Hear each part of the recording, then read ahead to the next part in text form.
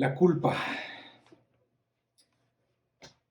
Hace unos años estábamos en Tlaminca comiendo con los sobrinos de Marta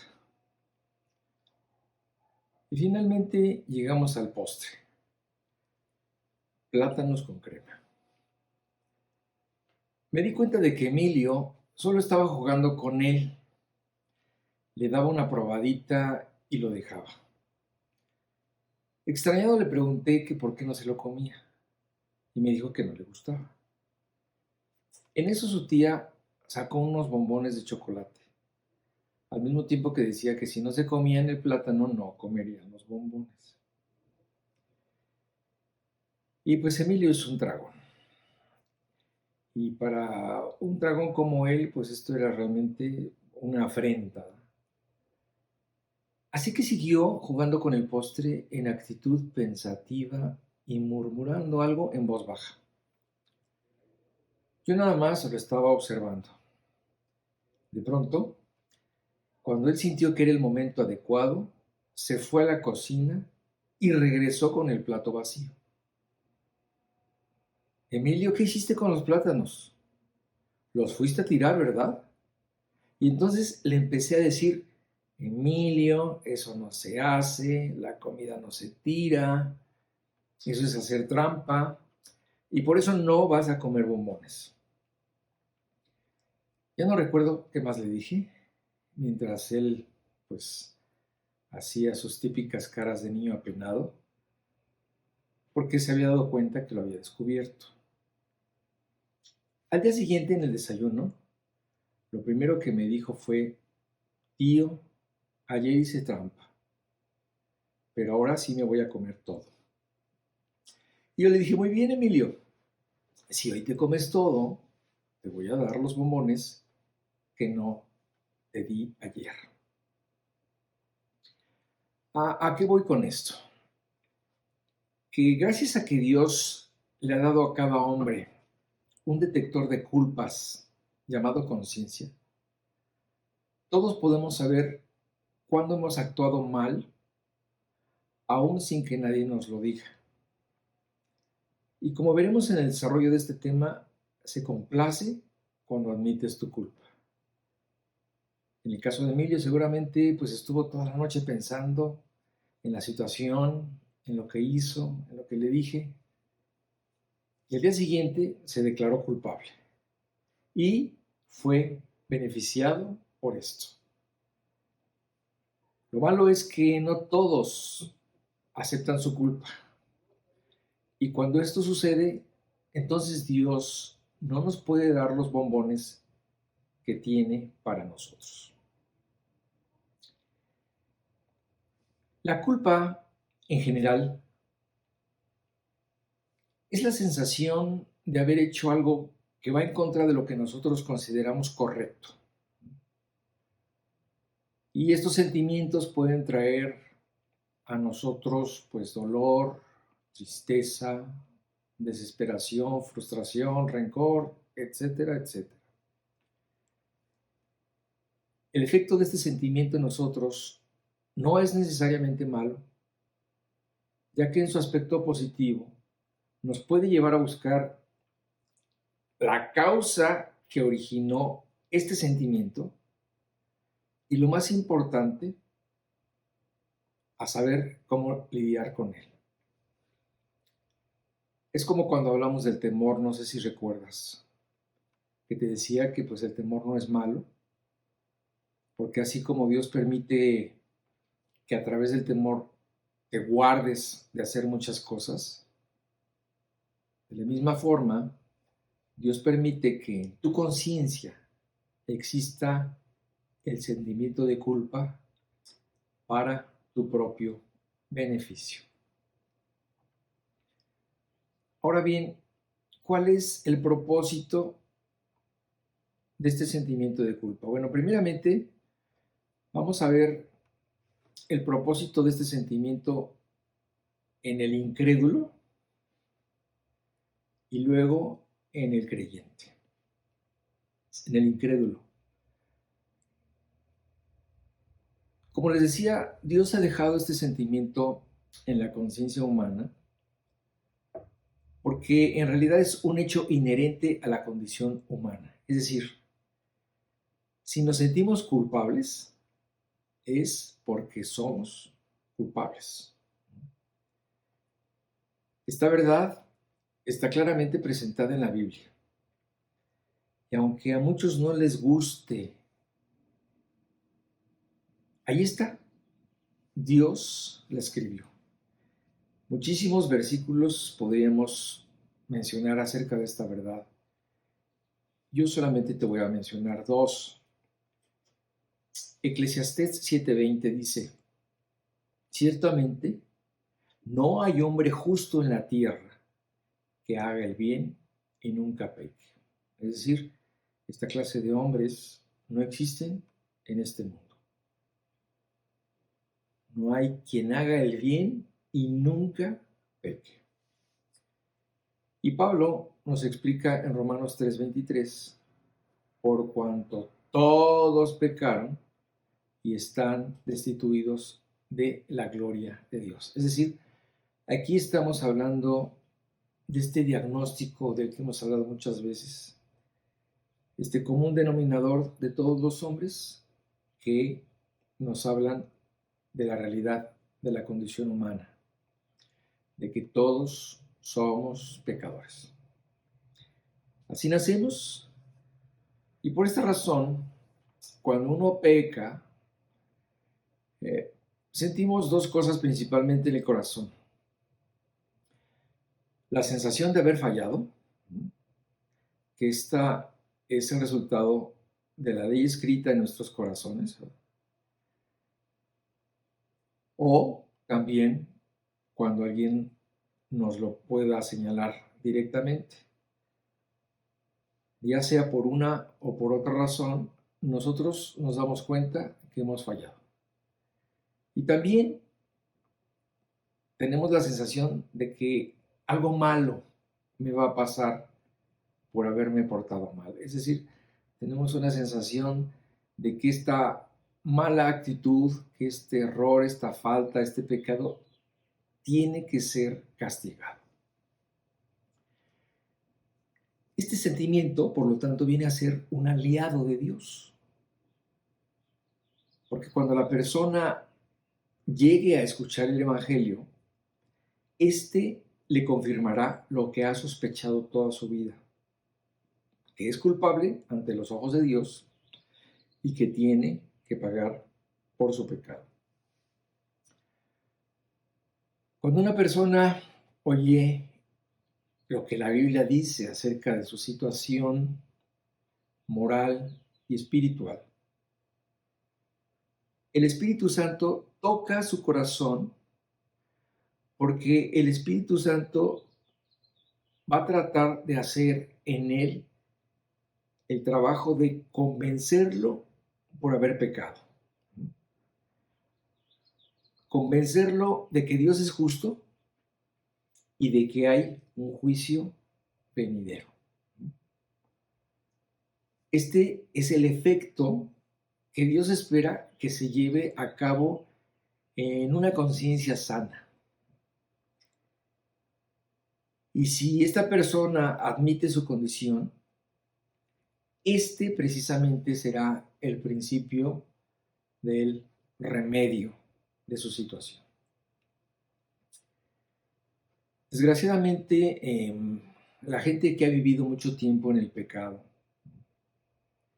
la que ha caído profundamente en él, en ocasiones se resiste fuertemente a admitir que ha pecado, porque precisamente la enfermedad que produce el pecado ha avanzado mucho en él y ya se ven los efectos que está produciendo en su conciencia.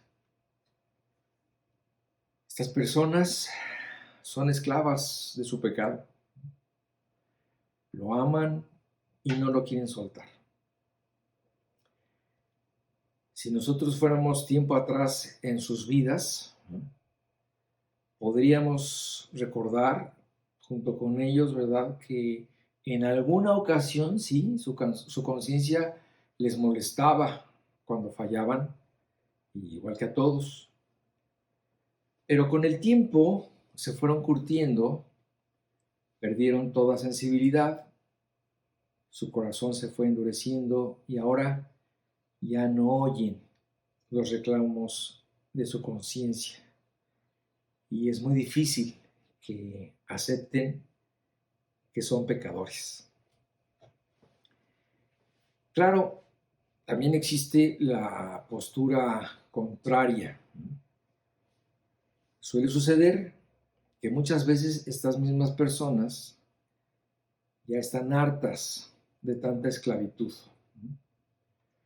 y pueden estar ávidas de encontrar una salida y estén deseosas de saber cómo pueden ser libres. Y entonces cuando escuchan del amor de Dios, se quebrantan ante Él y se convierten de todo corazón. Y generalmente se desbocan en un amor inusitado hacia Dios, porque saben que fueron perdonadas de muchas cosas. Así nos relata Lucas, ¿verdad? Lo que le pasó a una mujer pecadora que buscó a Jesús para agradecerle la liberación que había hecho en ella, y en Lucas 7:47, en todo ese capítulo, se nos narra cómo esta mujer ungió a Jesús con perfume. Vamos a ver lo que dice Lucas 7:47.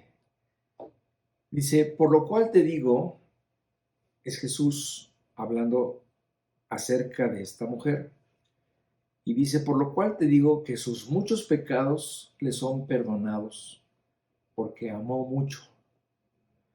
Mas aquel a quien se le perdona poco, poco ama. Como les decía, este tipo de personas generalmente se entregan con un gran amor a Dios porque son muy conscientes de todas aquellas cosas de las cuales fueron sacados y fueron liberados. Afortunadamente, hasta el día de hoy hay poder en Jesús. Yo he visto a muchos que antes fueron drogadictos, alcohólicos, adictos al sexo, adúlteros, etcétera, que ahora son hijos de Dios agradecidos y viven para Dios, compartiendo con otros el poder de Jesús en sus vidas. Resumiendo, este sentimiento de culpa que Dios ha puesto en la conciencia del hombre tiene como propósito que el hombre incrédulo, reconozca su condición cuando es enfrentado por el Espíritu Santo mediante la predicación del Evangelio, y de esta forma, al admitir su condición, vaya en busca de Dios. Es decir, en el caso de esta persona que aún no conoce a Dios, su conciencia es tocada con el objetivo de llevarlo precisamente a la conversión. Hace tiempo, hace algunos años, estaba yo escuchando una entrevista que le hicieron a La Quina. No sé si lo llegaste a conocer, el famoso líder petrolero. Al final de la entrevista, el reportero le pregunta, bueno, ¿y usted se arrepiente de algo? Y él dijo que no se arrepentía de nada de lo que había hecho en su vida. Este hombre no es el primero ni el único que ha dicho esto. Hay muchas personas que piensan igual y no son capaces de admitir su culpa. Entonces el problema con esta actitud es que Dios no puede hacer nada por ellos en ese momento. Su carne y su corazón son duros como Leviatán. Claro, esto no quiere decir que Dios se quede atado de manos y se dé por vencido. No. Pero es verdad que Él tendrá que usar otros recursos más agresivos con la idea de quebrantar la dureza de estas personas.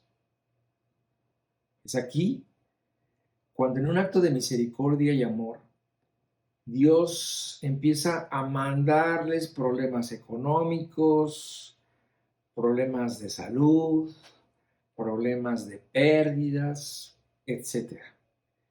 Y a veces los tiene que empinar para que vean la misma muerte en busca de alguna reacción. Si esta se da y se arrepienten, qué bueno. Pero si no lo hacen, si no lo hacen estando en la misma muerte, se estarán confirmando en su incredulidad y desgraciadamente así pasarán a la eternidad. Bueno, ahora, ¿cuál es el propósito del sentimiento de culpa en el creyente? En el incrédulo, la idea es llevarlo a Cristo, llevarlo a la conversión. Pero ¿cuál es el propósito de la culpa en el creyente? Es un hecho que el creyente peca. Es decir, mientras él vive en este mundo y con este cuerpo, el pecado existirá en su vida y éste tratará de tomar el control. Algunas personas piensan equivocadamente que cuando tú te conviertes te vuelves casi en un angelito al cual solo le faltan las alas.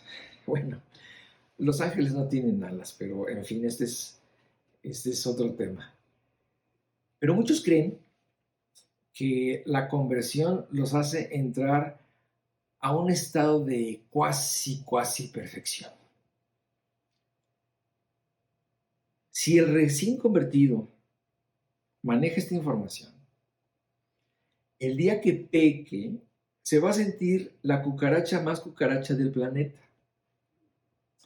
Y le va a entrar un terrible sentimiento de culpa cuando falle. Por esta razón, es importante que el creyente sepa que el pecado todavía puede tocar a su puerta, que todavía puede engatusarlo, porque aunque ya es un hombre perdonado, aún no ha sido perfeccionado. Esto solo sucederá cuando lleguemos al cielo y seamos completamente transformados.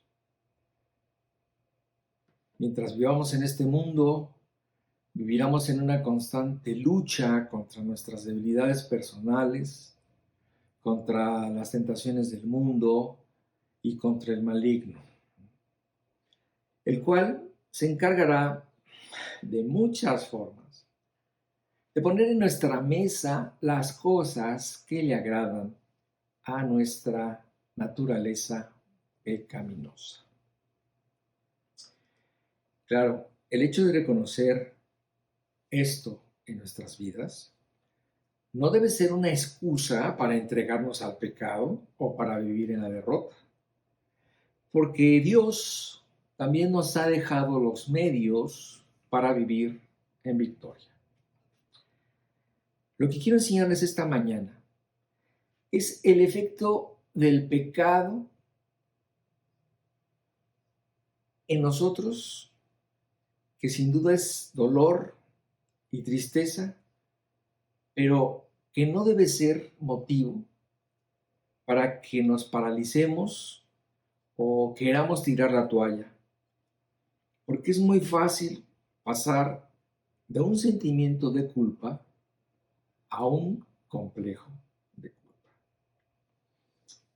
Sí es verdad, el sentimiento de culpa surge cuando pecamos y el remedio para él es acudir ante Dios en arrepentimiento y confesando nuestro pecado con la idea de no volver a caer en él. También es importante analizar cuál fue la causa que nos llevó a fallar y estar al pendiente de que no vuelva a suceder. Algo también que debemos considerar es que todo creyente debe entender que en el momento en que tú te arrepientes de corazón y confiesas tu pecado, en ese momento, ¿verdad?, en el que tú te presentaste ante Dios, en ese momento tú debes apropiar el perdón de Dios. Es decir, en el momento en que tú te arrepientes y confiesas, en ese momento Dios te perdona. Y en ese momento tú debes creer que Dios te ha perdonado. Es decir, la experiencia de ofender a Dios por tu pecado es terrible. Pero debes saber que todo pecado confesado es un pecado olvidado por Dios. En el momento en que tú llevas a cabo esto, en ese momento se acabó todo. Fíjate cómo dice Miqueas 7:19. Habla de Dios y dice: Él volverá a tener misericordia de nosotros. Sepultará nuestras iniquidades y echará en lo profundo del mar todos nuestros pecados. Entonces, esto es importante que todo creyente lo comprenda. Dios perdona, sabe perdonar y sabe olvidar. Si nosotros leemos un poquito más de esto, por ejemplo, en 1 de Juan 1, 8 y 9, también vemos esta enseñanza. Dice así: si decimos que no tenemos pecado, nos engañamos a nosotros mismos y la verdad no está en nosotros. Esto es lo que les acabo de decir. Como creyentes debemos admitir que estamos sujetos a pecar. Y es parte de nuestra sinceridad reconocerlo. Porque si lo negamos, es decir, si decimos que no tenemos pecado, entonces pues no estamos engañando a Dios porque no lo podemos engañar a Él. Nos estamos engañando a nosotros mismos y la verdad no está en nosotros. Entonces, esta es una cosa que debemos desechar de nosotros. El hecho de decir que no hemos pecado es una mentira. Y aquí viene precisamente la actitud correcta. Dice: si confesamos nuestros pecados, Él es fiel y justo para perdonar nuestros pecados y limpiarnos de toda maldad. Es decir, si tú estás dispuesto a aceptar la culpa de tu pecado y lo confiesas, tú recibirás de parte de Dios el perdón. Pero también la limpieza que necesitas para restablecer la comunión que se interrumpió con Dios precisamente por la presencia del pecado. Y en ese momento Dios te da la oportunidad de comenzar de nuevo. Es muy importante saber esto para precisamente que no permitas que el pecado te abata. También suele suceder que los sentimientos de culpa quieren prevalecer por encima del perdón que Dios nos ofrece. Y entonces, aunque sepamos que Dios ya nos perdonó, nosotros no estamos dispuestos a perdonarnos a nosotros mismos. Y esto puede llevarnos a un estado de depresión, de abatimiento y de inutilidad en las manos de Dios. Entonces, algo muy importante para erradicar este sentimiento de culpa, ¿verdad?, es precisamente apropiar el perdón de Dios, creerlo y seguir adelante después del arrepentimiento y de la confesión. Entonces, el complejo de culpa, esta es la parte negativa, ¿verdad? No la culpa en sí misma, porque esta nos lleva a un bien, pero sí el complejo de culpa. Cuando nosotros tenemos una actitud equivocada hacia nuestra falta, es precisamente cuando el sentimiento de culpa se puede convertir en un complejo de culpa. Como les dije antes, el sentimiento en sí mismo de la culpa no es malo, al contrario, es la aceptación serena de tu falta, de tu pecado. El complejo sí es malo porque ya es un desequilibrio que afecta profundamente a la persona, la aleja de Dios y hasta de sí misma. Resumiendo, la actitud correcta es reconocer la falta. Inevitablemente, pues uno se duele por haber fallado, pero la actitud correcta es arrepentirse y acudir a Dios para confesar y olvidar. También debemos ver al pecado en su correcta dimensión, sin sobredimensionarlo y sin minimizarlo. Y al mismo tiempo, se debe tener un entendimiento claro de lo que pasó para evitar caer otra vez en él.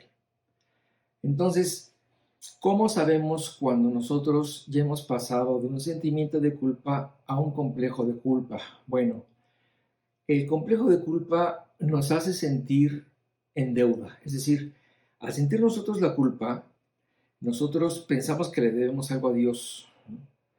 Y entonces empezamos a huir de Dios como quien se esconde de un acreedor, ¿verdad? Y entonces tu tendencia precisamente es alejarte de Él, a dejar de orar, a dejar de leer, de congregarte, etc. Entonces, aquí podemos darnos cuenta que ya estamos manejando mal la culpa. Otra forma también de darnos cuenta cuando ya hemos dado ese paso fatal es el hecho de que a veces hay creyentes que siguen atados a su pasado. Si tú lo permites, la culpa de los errores de tu vida sin Cristo te podrán amarrar.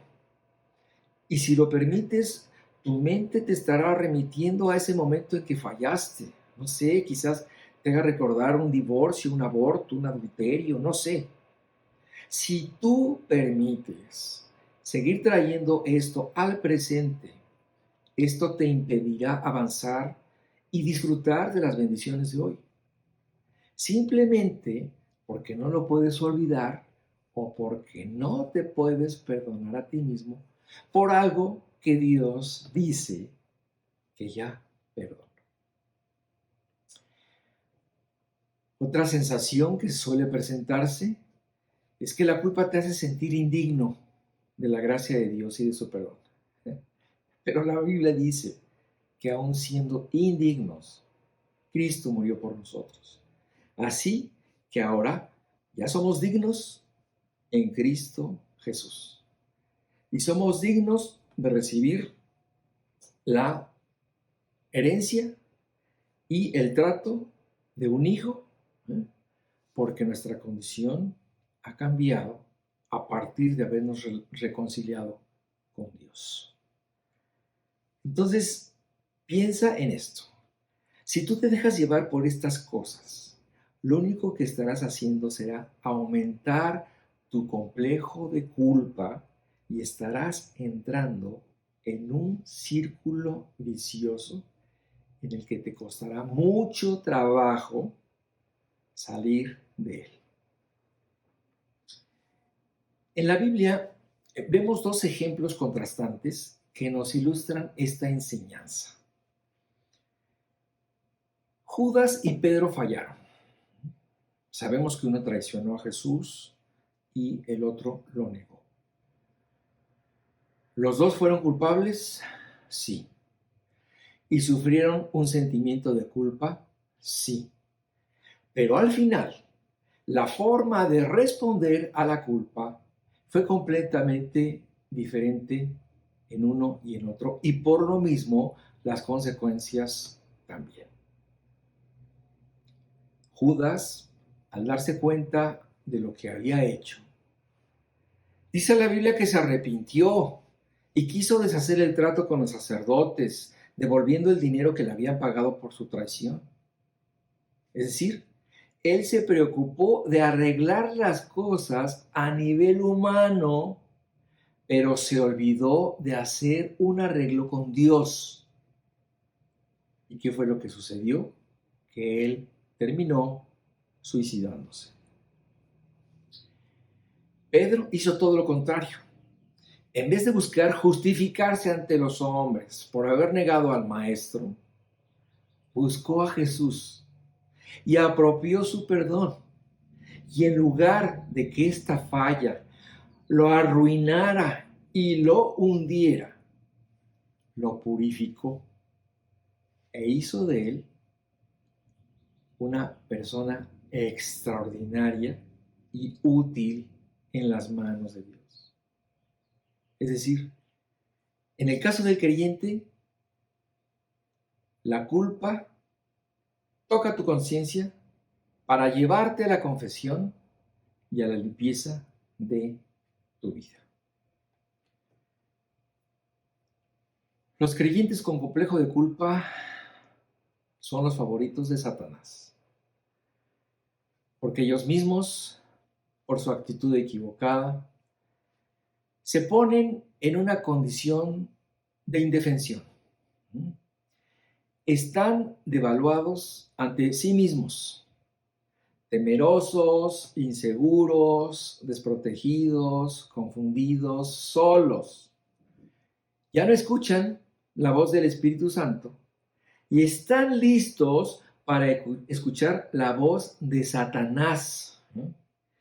El cual alimentará su complejo de culpa con expresiones como, mira, ya deja de jugar al cristianito, ¿no? Esto no es lo tuyo.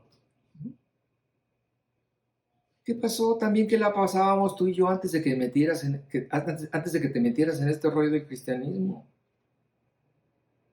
Mírate, ya volviste a fallar. A Dios no le gustan los fracasados como tú.